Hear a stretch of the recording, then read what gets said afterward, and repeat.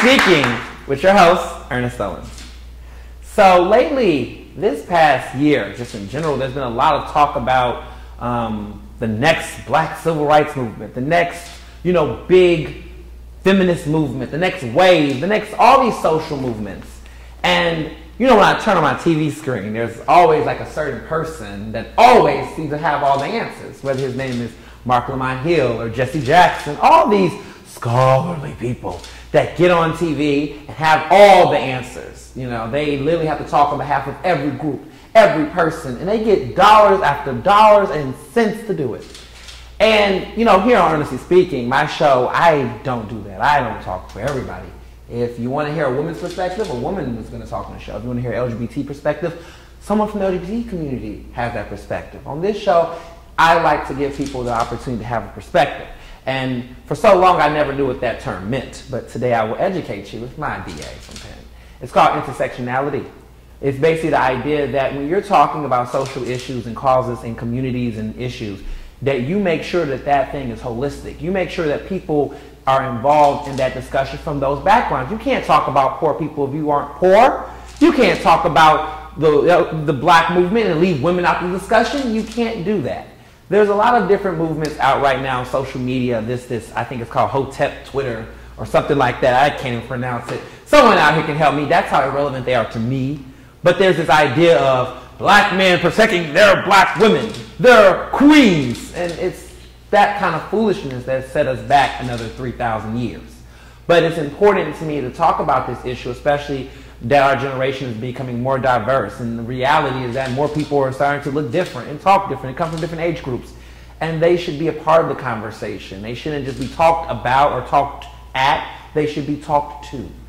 And I want to, engage the audience and you listeners and watchers and viewers right now on television watching the show to think a little bit about your situation. What is your idea of any movement that you're part of? What is your idea of feminism? I want to ask Taylor Swift that question when she thinks that every woman is the same. I know you guys earlier in the summer probably saw that whole Twitter exchange between Nicki Minaj and Taylor Swift, and people were trying to figure out what was going on there. It was simple. How could both of these girls be for the same cause but not agree with each other on it? Because black women have different issues than white women do. That's just observations I've made, but there will be women on this show and people will come up that will probably tell you about those experiences. They will tell you how much those issues are. They will tell you how much those things matter to them. And there will be men who will have different experiences in different age groups. And I will tell you, as somebody who supports the Black Lives Movement, people don't know that it was three queer women of color that started that movement. And it's funny because most of the movement has been surrounding the lives of dead black men. We forget that there are women who get shot by police, black women who get shot by the police. We don't say her name. We leave their names out, like Sandra Bland. We leave Rakisha Boyd out. We leave all these individuals out of the narrative because we have focused on having men like, Mr. Hill, and we let people like Reverend Al Sharpton and Jesse Jackson, they get to speak on behalf of people like myself, who's a queer man of color, who, yes, we too get killed and shot at, and we too get hurt by police officers, and we do get hurt by our own members of our own community. But they don't get a voice. They don't get a chance to talk about these issues. They don't get it as much as the men who get paid to talk on TV every single time I turn on CNN, every single time I turn on MSNBC, every single time I go anywhere. I'm like, where are the women? And yes, you can get on there funny with your little, well, there's Melissa Harris Perry, so one woman gets a voice. I've just named to you two men who's speaking on everyone else, but we have one woman of color that gets a show, and then we get to act like they're the definition. And for the life of God, stop acting like Beyonce is the only face of feminism. I hope to God that is not the only face of black feminism. I think she's important to the conversation, but I would hope we think of Maya Angelou. I would hope we think of Bell Hooks. Some of you guys watching the show don't know who Bell Hooks is. You better Google her. But there's got to be other people in the conversation. And so I want to hear other people in the conversation. I want to hear different perspectives. I want to hear a woman's voice. What's your experience like? Would you like to say something? You? There? Yes? An audience? No thoughts? No? Anyone? You? Nothing? Shy? Why so much shyness? People are shy today. I want to hear someone's perspective on why do you think intersectionality isn't happening in our community? Why do you think that, I mean, a male's perspective, I guess, would be interesting to just hear. Why do you, who's dropping the ball here? You know, what is this? Yes, come up. Tell me. You've been a fan. Yeah. Tell me what is, I don't get the word, Hotep Twitter? Hotep. Okay, God. See, because on the 3.5% sit when I have my incense and my ankh and all that good stuff.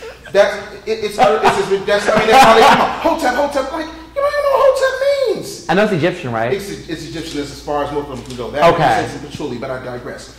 Here's the real issue. It's not necessarily the fact that it's a male-dominated industry. It is the fact that people who are not, straight, heterosexual, white, and sometimes token black males dominate that industry. It's the fact that people just happen to be the ones watching it. So if you're watching something, you're constantly supporting something with your eyes and your ears, and you're allowing it to happen to you. So at that point, you have to take accountability. And there's not a lot of ownership, and there's not a lot of rabble-rousing when these things happen on a regular basis. It's only until some kind of tragedy happens that everybody gets up in arms. And so if you're conveniently inconvenienced by the fact that you're not represented or your group is not represented all of the time, then you're going to continue to get the results that you get. Right. So at some point you have to say, you know what, this is not going to stand. That's why I'm glad that there are platforms like this, where people can come and take their different views, because I'm a man to look at things from a man's perspective. Right. That's what I know. I'm married to a black woman, and I remember once getting into it when Michael Brown got shot, and I was explaining to my wife, I said, listen, I've never been to jail a day in my life, but I've been arrested quite a few times. Never booked, but arrested. Right. And she was like, why? I said, because I fit the description. And in her experience, that it never happened. She doesn't understand what that means, to fit the description and just walk home and just happen to be someplace. Right. So our perspectives, although we share our blackness, is totally different. But those voices are void because we just sit back and watch. We are the generation of letting things happen. We watch what happens live. Right. And that's why we wind up dead. Since hence, the group that watch what happens live, and that's why we're dead. It's interesting. I think in my own experiences, I have lots of anecdotes about these causes and issues, and that it seems that when we do let people get to that forefront, we are very selective on the different people that get to speak and get to be put into this conversation of inclusion, right? Someone was telling me the other day about, we were talking about Sandra Bland. I was like, well, why was Sandra Bland like one of the few black women that got pushed to the forefront of talking about Black Lives Matter, when it has been so many countless women? I can go for days. That's why I say her name started, which is ironic because, like I said before, with Black Lives Matter, the whole movement was initiated by women who are not having children because they're queer women. They're not interested in men. They're in a situation where most of the misogyny within the black community, within our own community, would exclude women like them because they would see them as having no purpose, because this Hotep nonsense is what gets people going. And they still was able to put all that aside to be able to say, look, enough's enough. Maybe if we create this cause, it will help us. And so I've had issues with intersectionality, not just in our black community, but in the LGBT community, because I'm gay and I'm also black. And one of the issues that I've seen in both of those groups, because a lot of times people have, compartmentalized them into sections. Like, there's the LGBT community. These are all our men. So we have pride and rainbows. Yay! Here's the black people community. We got the hands up, the fists up. It's always, you have to choose a side. And so I've seen many black people that are in the gay community completely feel like they have to pick one. So some go in the closet and be on the black side, and they get to be on TV all the time. And then you have some that get to be, people that are completely out, and they get to be on TV all the time. Hi, Lemon. They pick and choose what community they want to be in because they feel there's this isolation on both ends. And they have to pick and choose where they want to go because of the fact that each one is telling them it's a distraction. So when I go to the LGBT community, one of the biggest things that I talk about is racism in our community. When you go to some of these gay bars in Philadelphia and across the country, they don't think of us as anything different than the guys walking the street with the hoodies. And for people to think that they think that, oh, well, you know, because see, blackness, black community is all, you know, black community is always looked at as this hyper masculine figure. But like when you step outside of that, they still think of us that way. That there's no sexual orientation does not define masculinity. I think people don't watch enough prison movies, and I don't know. But there's the idea of trying to inflate these ideas of what persona is. Like, it don't get more easy than this, right? You think we see me, but then what if I turned it up real quick? So yeah, the other day I was thinking about, you know, intersectionality, and you know, I was wondering to myself, like, you know, as a brother on the streets, you know, I really want to, exactly, right? These things are characterized. They're, you know, it's all an act. You know, anybody can put it on if they want to, right? You can spin right into it if you want to, and that tends to happen. People feel like they have to switch in both communities. So, and you know why? Because both communities, the big head honchos, the big leaders, okay, you look at the civil rights movement, here's a nasty truth, right? One of the men who started the movement, who is a Pennsylvania native, who was big, his name is Barnard Rustin. Black, openly gay, unapologetically gay. He was the mastermind and helped put together that big, huge march on Washington. Him and MLK were homies. They were really cool. And he did not hide himself. He did not hide his identity. They made him completely be in the back scene of the movement because they said that his orientation would be a distraction. Him talking about those causes during this time would deflect from the major issues that needs to be done. And to some degree, maybe there's some legitimacy to it. Maybe it's not. We will never know, right? But that was what he had to do.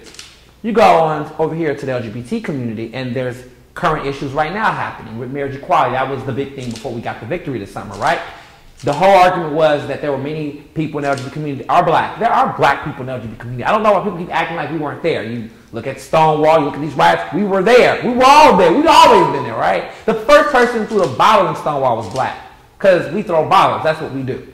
But when we mad. But it was a riot. Of course black people were there. But the thing was, you're damaging property. Of course we were a part of that. There was Latino. There was all types of people a part of that movement. And there's movies out now that's garbage that's like trying to act like it was all white people. Like, see, okay, I digress. But in those communities, they say, you can't talk about race right now. That's going to distract and divide people from talking about marriage equality. We got to look like we're a united front. We got to get these policies passed. We can't talk about race because race is going to be a distraction. Why has everything got to be about race? It's always a distraction.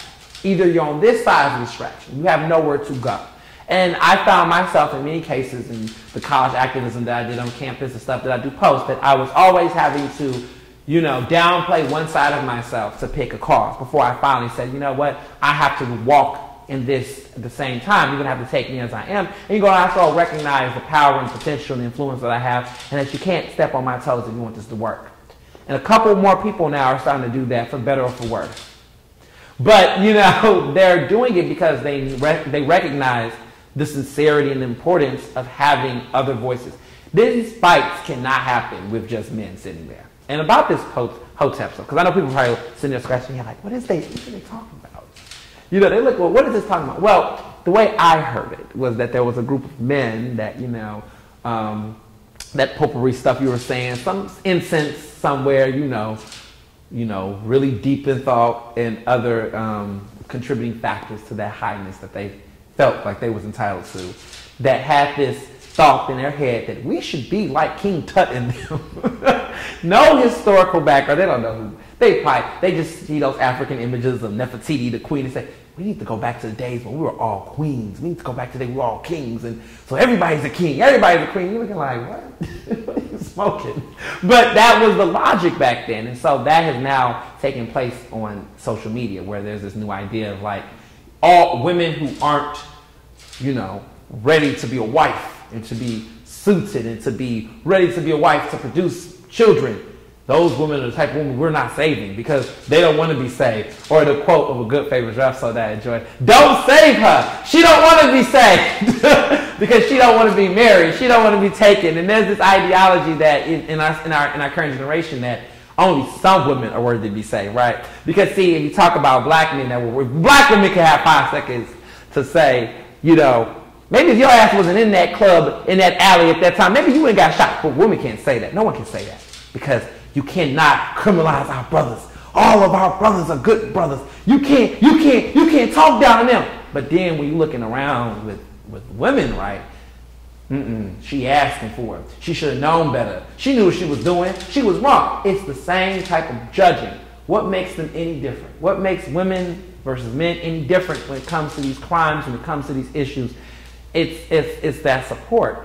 And that is now taking place in these movements. These movements were meant to be inclusive, to be progressive, to bring us together, young and old. This was all kumbaya. But no, what has happened is that even the dumbasses that was dumbasses before the movement are now in here messing it up now. They all like, we forgot. Like, you really should have been on the side. You really should. But they a lot of them are unemployed. A lot of them, it's a little bit of some systemic news. A lot of them unemployed. A lot of them can't get jobs. A lot of them are bored. A lot of them are looking for a purpose. A lot of them wouldn't feel important if they are. You know how there's people that get on social media with trigger-friendly hands on that social media. Say all types of crazy stuff. Do you see them in real life and you're looking like, huh? What was all that you were saying on Twitter? Like, what were you saying on Twitter? What was all that hype that you were saying? No one had answers then. No one had anything to say. Then all of a sudden, they get on Twitter, they put these memes up. Oh, I hate these memes now. Aren't they horrible? Aren't they just the most annoying things ever? Like, I just think about these memes now that people are making. Everyone think that they have something special to say. Now everybody want to put it all on your Facebook timeline. And what they don't realize is that it carries a lot of ignorance and hatred and all types of nasty. It reflects, and then people don't realize that on Twitter, like in Facebook, you got all types of followers seeing this, and then they perpetuate it. They think it's okay to say it. You got white coworkers and friends and people that you work with, and they see these memes and they try to share them. I'm looking like, D.L. Hughley shared it? No, you can't share it. No. Don't let him be the reason why you get your ass whooped by somebody tomorrow. Don't let him be the reason. Don't blame the comedian. I know you guys, some of you guys like Kevin Hart, and get hyped. They say, oh, he said it. It's funny, so I'm going to go back and say it. And what we've realized is that the movement has been tainted. It's been polluted. It's been polluted with a lot of dumbass people getting talk TV segments and clips. They're getting to say the stuff that we're looking like, no, who is giving you airtime? Get him off. Because the sad part is that we're fighting institutionalized racism within an institutionalized racist structure.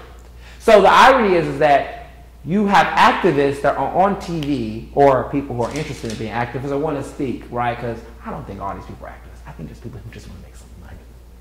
Can we say that? Can I say that on TV? Y'all agree? I think there's people that really don't give a damn about any of these people. I think that they just use this opportunity to put on a suit. I think they use this opportunity to get on TV. Why is it that every time someone dies, you find it within yourself to put on that suit and that tie and find yourself out there and release a statement? You didn't have a statement to say about these crimes earlier. Why are we forgetting about Chicago? I'm sorry. Do we forget how many people in Chicago die by gun violence? That's been happening for, years. And I was born in Chicago, so I still have family that suffer those things. No one talks about that.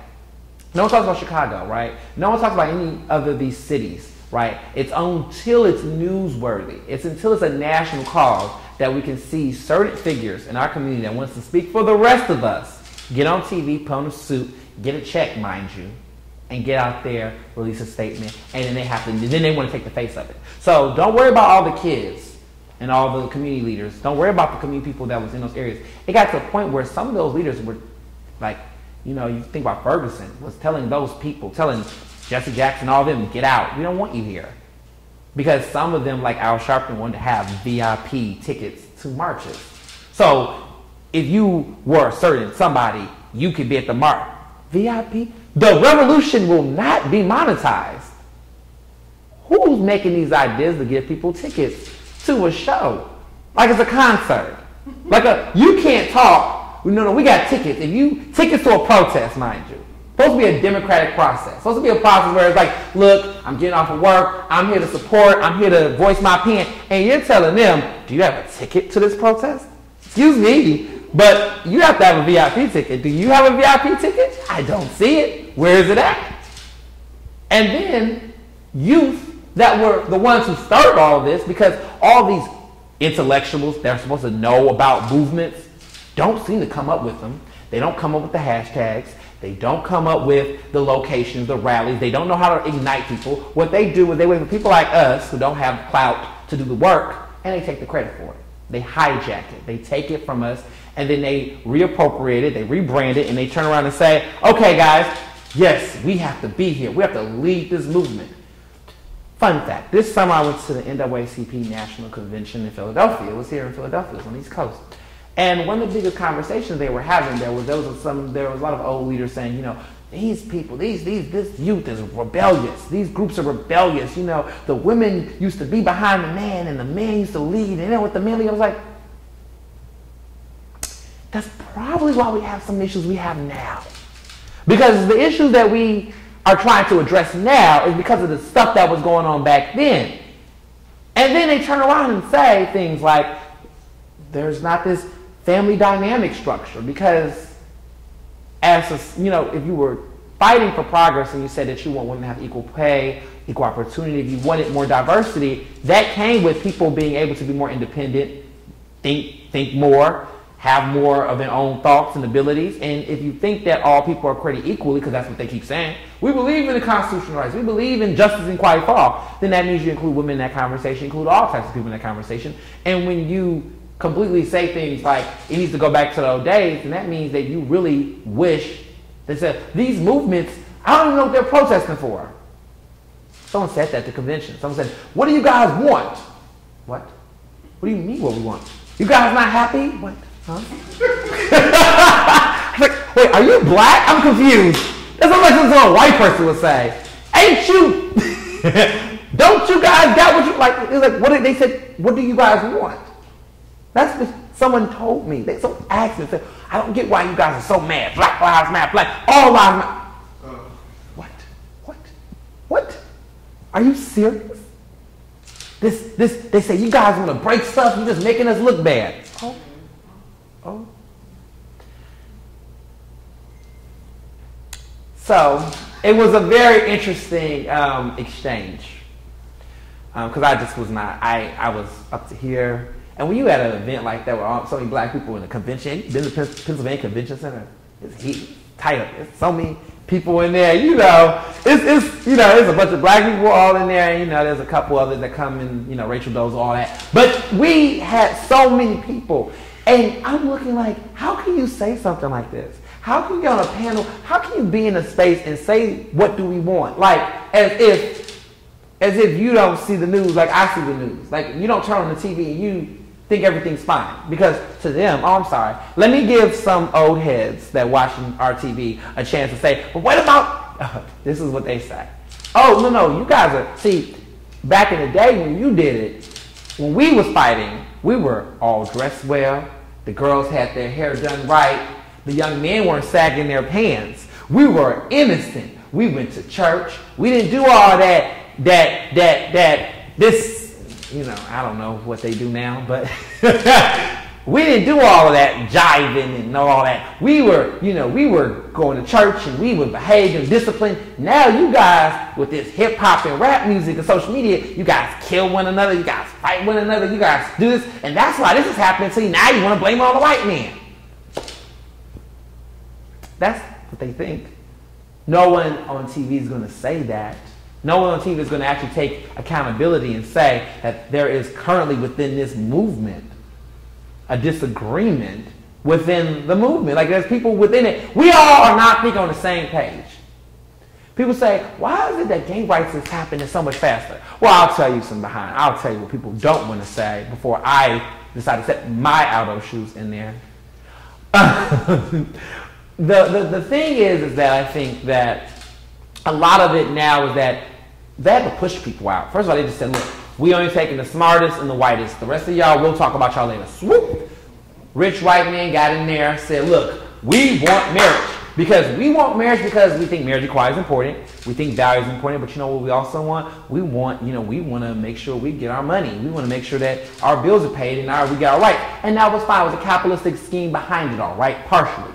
But to some degree in our community, we can't get an agenda because we are still conflicted. We're still battling each other. And what I've realized in all that being said is that both movements are a stepping stone. We have gotten our first nation's first black president. We've gotten marriage equality passed. We have new things we need to worry about on both aspects. We need to have more women in this situation. We have to talk about more. We need to have LGBT across the board. And everybody needs to be in this fight, because at the end of the day, we're not going to get anything new done past if we keep thinking that it's going to be dominated by the richest, the most elitist, the snobbiest, the ones with the best suits, and the ones who think they're pseudo-intellectual scholars that dominate our television screens. We have to start calling more. And like when our guest said earlier, they demanded that we start to talk more and speak more about this. We need to start holding people accountable. Get on Facebook, get on Twitter, ask these people. Ask them. We can use our Twitter and social media to get Beyonce to retweet us, or some celebrity. Oh, she doesn't retweet anybody, I'm sorry. Nikki to retweet us, right? But we need to then hold our same elected officials accountable. We need to ask them for numbers and results. Look, you come around here every time one in our vote, one's take a picture with you, but then you disappear for your term, and then you come back again and tell us what you did, and we look like you didn't do nothing. You wasn't here. Where you at?